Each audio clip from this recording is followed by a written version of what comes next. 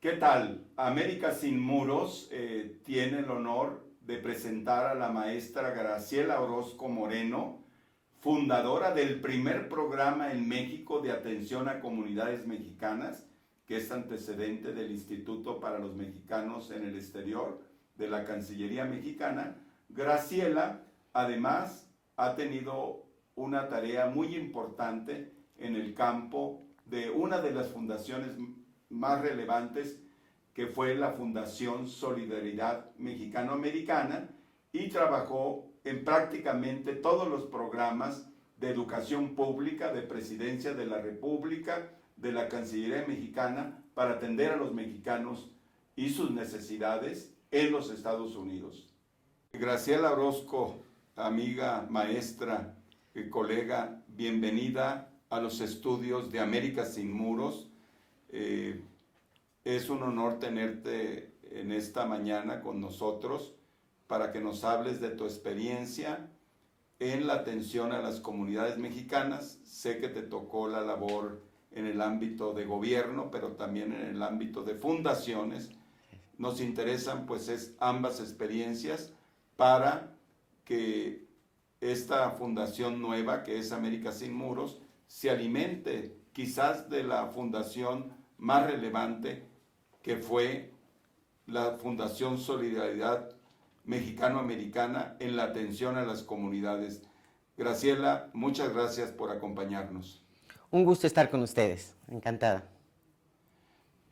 ¿Cuál, digamos, es el balance que puedes hacer del trabajo último? Obviamente hay muchos años de trabajo desde el gobierno del presidente Echeverría, que has estado involucrada, pero hablando de la fundación y de la coyuntura que se vive con la administración Trump, ¿cómo ves lo que has hecho? ¿Qué se debe hacer en esta coyuntura? Y también, obviamente, en el mediano y largo plazo, ¿cómo atender las necesidades? Sabemos que son diferentes generaciones de mexicanos, primera, segunda, población que está en situación irregular, residentes, mexicanos que se han naturalizado. ¿Cómo abordar en este momento de casi 35 millones de personas que reconocen ascendencia mexicana en los Estados Unidos, Graciela? Sí, pues mira, es difícil hacer un balance, son pues más de 30 años, son 40 y pico de años en que hemos visto diferentes tipos de intentos por vincularse con la comunidad mexicana en Estados Unidos y los mexicanoamericanos, aunque estos últimos siempre han quedado un poco de lado. Creo que después de los intentos que hubo en el periodo del presidente Luis Echeverría, que fueron quizás los más sólidos, no ha habido nada similar. En ese entonces, el presidente Echeverría fue alimentado con las opiniones de una gran cantidad de líderes mexicano-americanos que en ese momento estaban llevando a cabo la lucha por la igualdad de oportunidades en Estados Unidos, que conocimos como el movimiento chicano. Y la oportunidad que tuvo el presidente Echeverría de platicar con estos líderes, de entender qué es lo que estaban viviendo allá, motivó al presidente Echeverría a realmente tratar de hacer un esfuerzo de parte de México por vincularse con esa población y por ayudarla en lo que fuera necesario. Ahí empezó, digamos, un primer paso positivo de esta vinculación con esa comunidad a la que teníamos olvidada por 140 años o algo por el estilo. Pero lo hicimos también desde un punto de vista erróneo, un punto de vista paternalista. ¿Qué podemos hacer por ustedes? ¿Cómo los podemos ayudar? ¿Qué necesitan? Nunca nos preguntamos cuál ha sido su experiencia, su trayectoria, el know-how que han adquirido, cómo podemos nosotros participar como socios estratégicos en distintas cosas. No se nos ocurrió, no se nos ha ocurrido.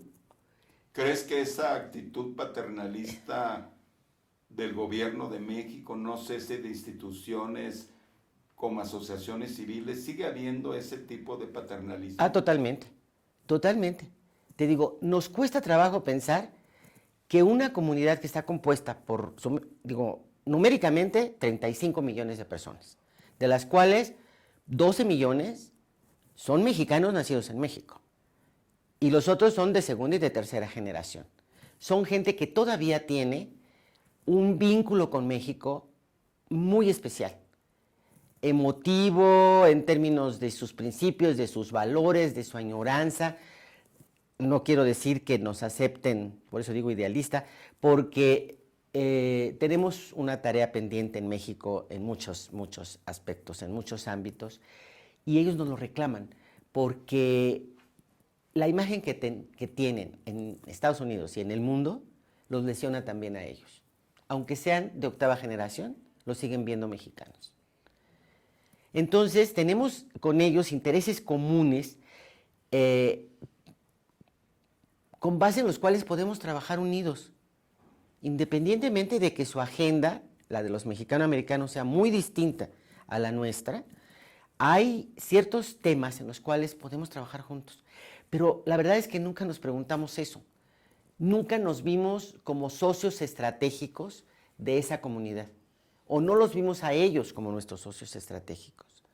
Los vimos siempre en términos paternalistas, pobrecitos, necesitan educación, necesitan salud, necesitan apoyo de nuestros consulados para resolver temas que tengan pendientes en México, etcétera, etcétera. Y hasta la fecha se sigue viendo igual. Desgraciadamente, los diferentes esfuerzos que ha habido en México en ese sentido han sido más de carácter paternalista. Y no es el enfoque. No es el enfoque, los estamos devaluando. Incluso esos 12 millones de mexicanos, de los cuales tú sabes 5.9 millones son indocumentados, tienen mucho que ofrecer a México.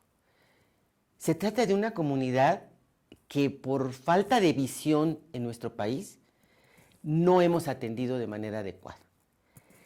Solo pregúntate cuántos de estos mexicano-americanos tienen empresas exitosísimas en Estados Unidos y no pueden ser socios nuestros en términos comerciales, compartiendo valores, compartiendo idioma y comprando los limones de Veracruz. Pero por supuesto que sí. Entonces, no hemos sabido atenderla con el enfoque adecuado a esa comunidad. Sé que en este ámbito empresarial te tocó hacer convocatorias por muchos años, Sí. de reuniones exitosas, Sí. de un consejo empresarial hispano, no solamente con Estados Unidos, sino con Canadá. También, sí. Actualmente este esfuerzo que se realizó de estas reuniones empresariales, ¿hay algo de esto todavía? No con, digamos que con el impacto que logramos desde la fundación. Y trato de ser respetuosa porque ha habido intentos interesantes de parte de la Secretaría de Economía, pero no se ha logrado el mismo impacto. A lo mejor porque tuvimos la suerte desde la Fundación Solidaridad Mexicano-Americana de ser pioneros y lo que es novedoso llama la atención. Pero sí hicimos durante 10 años lo que se llamó el programa de acercamiento al mercado hispano, primero de Estados Unidos y luego los canadienses dijeron, ¿y nosotros por qué no estamos en esto? Y se sumaron al esfuerzo. Y reuníamos anualmente a empresarios mexicano-americanos que venían a comprar a los empresarios mexicanos, a los agricultores mexicanos. Pero lo hacíamos tratando de que, usando toda la experiencia que tiene la Secretaría de Economía y los diferentes órganos empresariales mexicanos, la Cámara de Comercio, etcétera, venían ya con una agenda de entrevistas preestablecida, porque desde el inicio, cuando se registraban, indicaban cuáles eran sus intereses, las metas que tenían en términos de una compra, de lo que fuera su interés, el producto que fuera su interés, etcétera. Y entonces buscábamos nosotros desde la fundación que tuvieran las entrevistas justo con quienes podían ofrecerle desde México resolver ese problema sin ningún intermediario. Y entonces ganaban ellos y ganaba el empresario o el agricultor mexicano proveedor que mexicano. ofrecía el producto. Y llegamos en la fundación a hacer cosas muy interesantes por la pasión que nos mueve y todo esto, por a quienes hemos estado vinculados con el tema, de que si pedían una cantidad de toneladas enorme de algún producto, te pongo el ejemplo otra vez del limón persa, nos pedían que uniéramos a varios proveedores, a varios agricultores, para que pudieran surtirlos con cierta garantía, en lugar de tratar con los distintos productores de limón persa. Pues andábamos metidos en las comunidades a que se hicieran una cooperativa, luego buscábamos apoyo en las universidades. Una oferta, exactamente. Y hacerlo en términos muy profesionales. Buscábamos apoyo a través de las universidades para que les hicieran el plan de negocios, un folleto muy atractivo, a fin de que cuando se realizara el foro, realmente se concretaran negocios. Y lo logramos durante 10 años. Y de alguna manera llenó un vacío que no existía en el ámbito de gobierno para crear ese tipo de vínculos. Así es, no existía. No existía como una iniciativa gubernamental. La Fundación Solidaridad Mexicano-Americana fue pionera en ese campo. Te digo, lo hicimos durante 10 años con el apoyo de la Secretaría de Economía, con el apoyo de la Secretaría de Relaciones Exteriores, con el apoyo de la Cámara de Comercio Mexicana, también, con el apoyo de Bancomex. O sea, la Fundación siempre trató de que el esfuerzo que estaba haciendo en X campo fuera apoyado, respaldado y al que se sumaran todas las instancias de gobierno. Porque hay mucho que hacer con esa comunidad y sería una manera irracional de actuar si se repiten los programas. Entonces, si tenemos una buena idea, sumamos a los que consideren que esta es una buena idea, una iniciativa adecuada, en lugar de que ellos, por su lado, traten de armar algo parecido. Entonces, con la idea de no desperdiciar el esfuerzo, siempre sumamos a muchas instancias a los programas que tuvo la Fundación. Y te cuento el antecedente. La Fundación Solidaridad Mexicano-Americana nació en 1994 como el primer organismo binacional que desde el ámbito privado buscaba relacionar a México con los mexicano-americanos y apoyar a los mexicanos en Estados Unidos. Eran dos nuestras poblaciones objetivo, perfectamente diferenciadas, porque tú sabes que aparte del origen tienen poco en común por sus propios desarrollos en la sociedad estadounidense, el contexto en que viven, etc. Dos diferentes poblaciones objetivo que logramos sumar en algunos en los que había interés común por ambos grupos, ¿no? Entonces, por ejemplo, dentro de la Fundación decidimos que había que llegar a los líderes mexicano-americanos y a los líderes mexicanos que estaban en Estados Unidos. Con los mexicano-americanos fue muy fácil identificar que les interesaba mucho apoyar a su comunidad a través de la educación. El sistema educativo estadounidense ha hecho un gran esfuerzo por darles cabida, por darles acceso, etcétera, pero es un sistema en el cual el modelo educativo no corresponde a la cultura y al proceso de aprendizaje que tenemos en México, que tienen nuestros niños en nuestro país. Y había también barreras de carácter cultural, ¿no? Además del idioma. Entonces dijimos, bueno, si a los líderes mexicanos americanos les importa mucho la educación, también les importa mucho a todos los padres inmigrantes mexicanos de primera generación que ya están teniendo hijos allá. Y entonces, ¿qué podemos hacer en ese tema que constituye una bandera común para los dos grupos de población objetivo que tenemos? Que por cierto, América Sin Muros, ese grupo, ese segmento de mexicanos o hijos de mexicanos nacidos en Estados Unidos, primera y segunda generación, es uno de los grupos objetivos para buscar una mayor conexión y vinculación con México. Exactamente. ¿Qué de la experiencia tuya y de tu equipo, porque sé que había un equipo importante Sí, claro. en la fundación, cómo nosotros en esta coyuntura con Trump, el poder retomar parte de esa experiencia, inclusive si hubo alguna falla, de qué manera pues no cometer Sí, algunas de esas fallas. sí. Hay que revisar a fondo cada experiencia para no repetir errores, por supuesto, y sacar exclusivamente aquellas lecciones de las que se pueda aprender y que se puedan repetir y que se puedan mejorar y que se puedan adaptar a las condiciones actuales, ¿no? A mí me da mucho gusto ser parte del Consejo Consultivo de América Sin Muros en términos de que sí tiene una visión integral, sí está tratando de ver a la comunidad de origen mexicano, que son estos mexicanos-estadounidenses en Estados Unidos, y tratar de entender en qué podemos colaborar juntos. Esa comunidad está interesada en la imagen de México, y nosotros también. Y como te decía, tenemos que hacer una tarea interna, la tenemos pendiente, pero si nos interesa ese aspecto, porque a las dos partes nos lesiona, podemos trabajar juntos en eso. Ellos han sido siempre una comunidad que ha protegido a los mexicanos, a los inmigrantes mexicanos.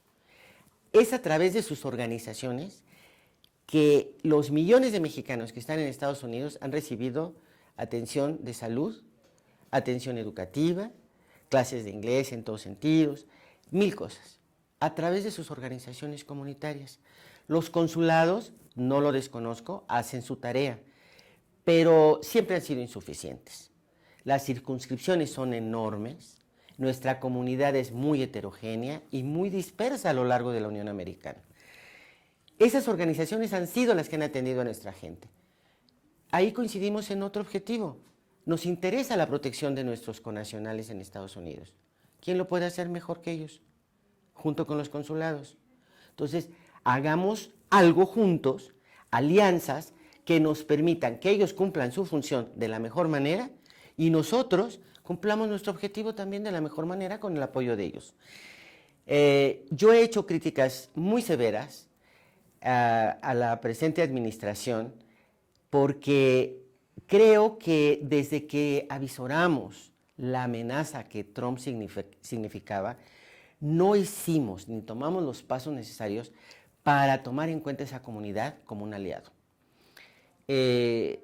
Yo creo que esa retórica antiinmigrante y racista que despertó pues sentimientos muy ocultos en la sociedad estadounidense y los legitimó, se ha convertido ya desde el primer día de su gobierno, del gobierno de Trump, se ha convertido en política pública.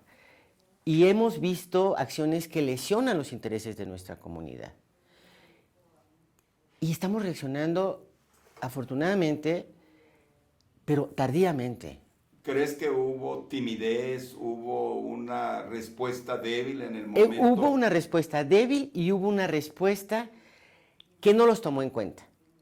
Cuando sale el presidente Peña Nieto finalmente, no cuando hizo la visita a la Casa Blanca, no cuando vino Trump en esa visita absurda, sino ya después de todo eso, cuando es la reunión de cónsules y embajadores en México, en enero de este año.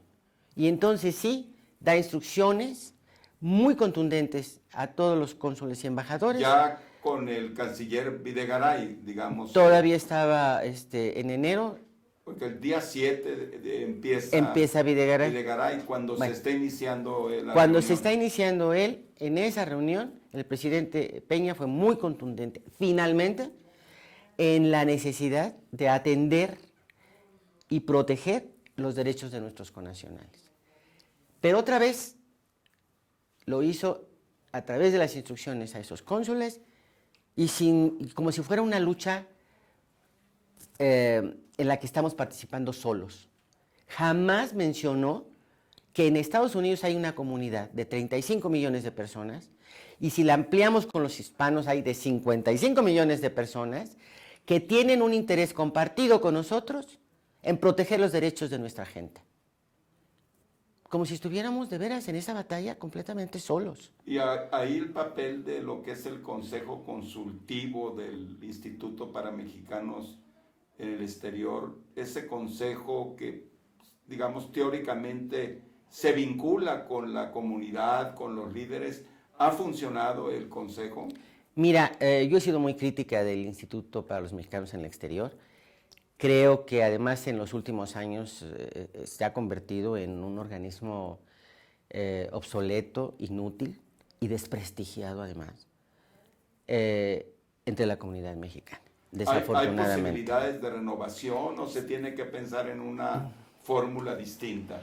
Mira, siempre hay posibilidades de mejorar lo que hay, siempre. Pero yo creo que el instituto ha generado una serie de vicios que habría que arrancar de raíz. Y desde mi punto de vista, lo que realmente debería hacerse es darle un giro de 180 grados. Ahora está una gente dirigiendo, una gente respetable que sabe lo que son las comunidades mexicanas, afortunadamente, pero viene con una larga historia que... El embajador Juan Carlos Mendoza. Juan Carlos Mendoza. Pero te digo, viene con una larga historia que es un lastre. Entonces, en fin, pero hablábamos de que no hemos sido lo suficientemente visionarios para darle importancia a esa comunidad y tampoco para tomarla en cuenta en las luchas comunes. Nosotros no hemos sido solidarios con ellos en sus luchas. No lo hemos sido. No hicimos nada cuando en los 50 la operación Espaldas Mojadas, por ejemplo, y 1,000,000 y pico de gentes mexicanas fueron expulsadas de ese país. No lo hicimos tampoco cuando vino la Proposición 187, cuando vino la Sensenbrenner, cuando esta de Arizona, la S-20, algo así, ¿no? Sí. Han sido muchos momentos en los que México le ha fallado a esa comunidad. Mucha. Pero nunca es tarde. Hay posibilidades de hacer alianzas y de encontrar asuntos comunes de interés y beneficio mutuo en los que podemos trabajar y en los que nos podemos beneficiar ambos. Definitivamente. Y creo que esa visión todavía no existe en ninguno de los programas gubernamentales. Esa visión la tuvo la Fundación Solidaridad Mexicano-Americana y por eso nos ligamos con los mexicano-americanos en Estados Unidos. En México ha habido siempre el temor de nos van a ver como intervencionistas porque estos son ciudadanos estadounidenses. ¿Y qué? Entre empresarios, otros países, ¿qué nos impide? Otros países tienen ese tipo de políticas muy activas. Exactamente. ¿No? Y entonces, ese temor de no entrar en un campo que pueda considerarse como intervención en los asuntos internos de Estados Unidos y que venga una nota diplomática y todo este tipo de cosas, que son tonterías, ha impedido que el gobierno de México abiertamente pueda establecer esfuerzos en conjunto con la comunidad mexicano-americana en Estados Unidos. Y lo malo de esto es que tiene una consecuencia terrible. Se está perdiendo el interés. La comunidad mexicana en Estados Unidos está entrando en este proceso de latinización, en donde se desdibuja las identidades nacionales y en donde los vínculos con los países de origen empiezan a romperse. De manera que desde mi punto de vista sí tendría que haber un giro importante en los esfuerzos y por eso también aplaudo que nazca América Sin Muros, porque es una instancia que puede hacer despertar a la sociedad y al gobierno sobre este objetivo común que podemos llevar a cabo en un esfuerzo conjunto. No es fácil, no los hemos considerado nunca una prioridad. Los mexicanos connacionales han sido vistos con cierto, incluso, desprecio. Y los mexicano-americanos, igual, les hemos llamado pochos, bueno, de todo, de todo. Casi como personas que traicionaron a la patria por haber También, como traidores, ¿no? Entonces, bueno, hay mucho que trabajar para recomponer el ambiente entre México y esa comunidad, y entre México y los mexicanos connacionales nuestros en aquel país. Y bueno, mucho que recomponer el ambiente estadounidense, dividido terriblemente en las últimas elecciones, pero que ha revivido este racismo acendrado de la sociedad estadounidense, porque ha estado ahí, siempre, siempre, históricamente. Y ahora ha resurgido y se ha legitimado gracias a Trump, ¿no? Sí. Y mientras esté Trump en esa presidencia, la verdad es que nuestra comunidad, la mexicana y la mexicano-americana y la hispana y las demás minorías, están amenazadas. Sin embargo, Graciela, creo que hay aliados a nivel de muchas ciudades que son de avanzada, ¿verdad? Por supuesto. Pensando en San Francisco, Los Ángeles, Por Seattle, supuesto. Chicago. Todas estas organizaciones también, pues de la sociedad civil de los Estados Unidos, alcaldes, gobernadores como en Claro, California. claro. Creo que esto puede generar también una sinergia para de alguna manera influir y que ese discurso del presidente Trump obviamente no opaque toda esa posibilidad que se abre. Esa sería una pregunta sobre cómo generar esa, vamos a decir, esa red Sí, de esa aliados. sinergia. Las iglesias también Claro. están presentes. Claro. Y otra idea es, América Sin Muros está pensando en estas fórmulas de alianzas, pero también nos interesa mucho la problemática del transmigrante de Centroamérica y pues el maltrato que reciben en México. Creo que tiene que haber un giro también importante con el tema centroamericano. Es parte de esa tarea que te decía y parte de esa limpieza de la casa que necesitamos hacer para tener la autoridad moral de poder trabajar con aquella comunidad y de unir esfuerzos en lo que ahorita es una crisis de la relación bilateral, una crisis y una amenaza para la comunidad mexicana y el resto de los inmigrantes en Estados Unidos. Y no estamos hablando de poca gente, estamos hablando de 42 millones de inmigrantes en Estados Unidos, de los cuales, bueno, los mexicanos son no solo el 28%, y ya no son los primeros que emigran en términos numéricos, ya nos rebasaron los indios y los chinos, pero para hacer ese esfuerzo conjunto, sí necesita uno acercarse a los líderes de la comunidad mexicano-americana y reconocer que tenemos una tarea pendiente de limpiar nuestra casa, pero que mientras eso sucede, tenemos que hacer el esfuerzo necesario, importante, impostergable, de unir esfuerzos para apoyar a nuestras comunidades, las centroamericanas y las que están en Estados Unidos. Sí tenemos una vergüenza, lo tenemos que reconocer, una vergüenza ajena en términos de lo que sucede en México con los inmigrantes centroamericanos. Es de verdad una tragedia. Más aún cuando salimos a la palestra pública diciendo que defendemos los derechos humanos y empezamos a criticar a otros países por la falla que tienen en eso. Entonces, ¿con qué cara? Por Dios. Pero sí hay que ser muy honestos, hay que ser muy autocríticos, pero sí hay que tender esa mano y propiciar esas alianzas.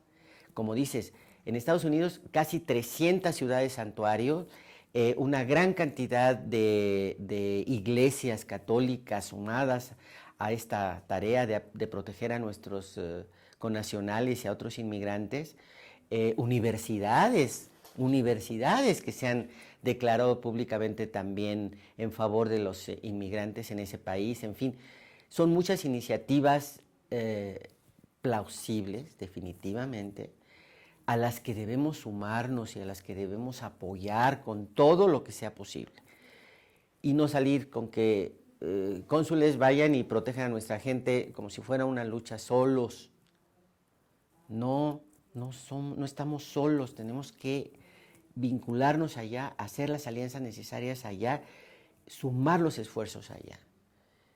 Y la comunidad mexicano-americana tiene también que apoyarse en los líderes de las comunidades, los clubes de zacatecanos, los clubes jaliscienses, los clubes michoacanos. Tú sabes, tú has trabajado con todos ellos. Sabes que ahí hay líderes que pueden poner en un momento dado a muchos miles de personas para que un senador o un diputado no sea elegido.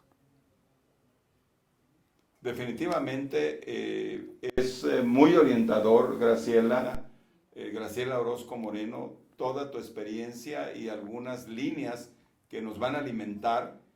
Agradecemos infinitamente tu participación en el Consejo Consultivo de la Fundación, junto con otras 10 personalidades con experiencia en el tema. Agradecemos tu participación en esta entrevista.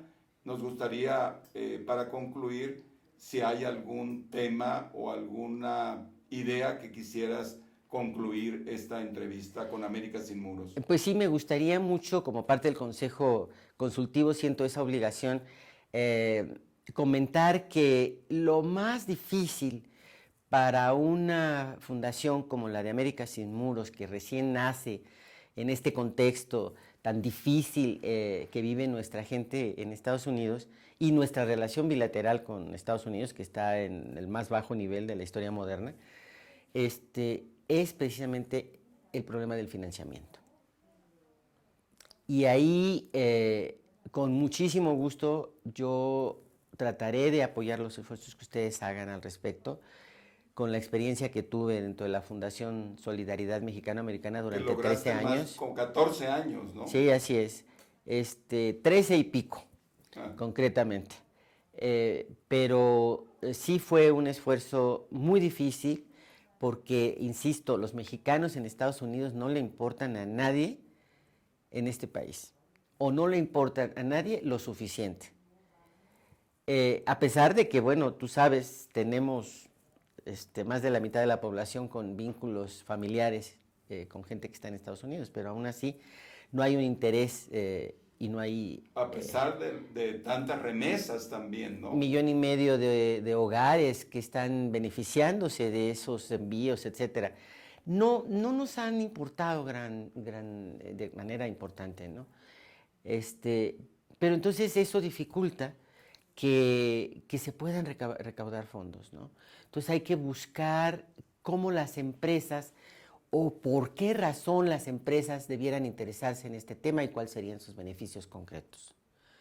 En el caso de la Fundación Solidaridad Mexicano-Americana creamos un consejo consultivo, pero además un consejo empresarial, con algunas de las más importantes empresas en México que estaban apoyando los objetivos de la Fundación.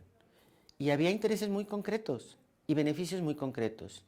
Ese mercado hispano en Estados Unidos, esos 50 millones, que incluye a los mexicanos. El poder de compra es mayor que toda la República, ¿no? Así es, así es. Entonces las empresas sí son visionarias, las empresas dicen, bueno, esto es importante lo que están haciendo y vamos a apoyar y vamos a ponerle recursos a esto porque estamos vendiendo nuestros productos a esa población y necesitamos tener una buena imagen con esa población. Ese consumidor nos interesa. Entonces veían beneficio concreto y apoyaron el esfuerzo de manera concreta. Entonces eso es lo que hay que buscar también para América Sin Muros. Muchas gracias, pues hacemos un llamado a todos los empresarios pequeños y medianos que se interesan en el amplio mercado hispano para pensar, Graciela, te vamos a pedir el apoyo de crear ese consejo empresarial. Empresas muy importantes de México, me tocó atenderlas en Centroamérica, empresas que tienen una expansión mundial como Bimbo, como Maseca, América Móvil del grupo Carso y así como ellos, muchas empresas. Yo creo que es una idea muy importante en el tema también de que apoyen la recaudación y de esa manera pues poder tener una estabilidad y realizar nuestras tareas que tienen que ver con capacitación, reinserción de los deportados. Te agradecemos mucho esta muy valiosa, valiosísima entrevista. Muchas gracias, Graciela. Gracias a ti, Bernardo, un gusto estar con ustedes y seguiremos trabajando juntos.